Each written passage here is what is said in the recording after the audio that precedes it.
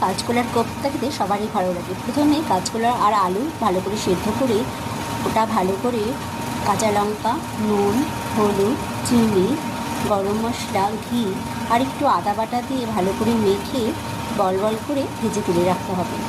এরপরে কাঁচকলার বড়াগুলো এভাবে লাল লাল করে ভেজে নিতে হবে। কড়াইতে সর্ষের তেল দিয়ে জিরে, শুকনো লঙ্কা, গরম মশলা, তেজপাতা ফোড়ন দিয়ে আদা, লঙ্কা, টমেটো, কাজু বাদাম, জিরে, ধনে গুঁড়ো দিয়ে ভালো করে একটা গ্রেভি করে আলুটাকে দিয়ে আলুটাকে দিয়ে তারপরে জল দিয়ে ভাজা বড়াগুলো দিলেই আমাদের কাঁচকলার কোপ্তা একদম রেডি।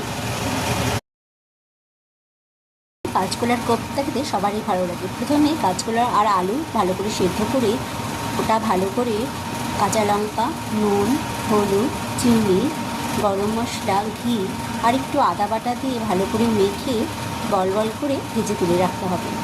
এরপরে কাঁচকলার বড়াগুলো এভাবে লাল লাল করে ভেজে নিতে হবে।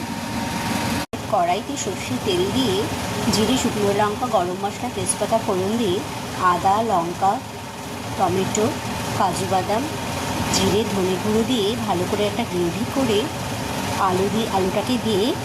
আলুটাকে দিয়ে তারপরে জল দিয়ে ভাজা বড়াগুলো দিলেই আমাদের কাঁচকলার কোপ্তা একদম রেডি।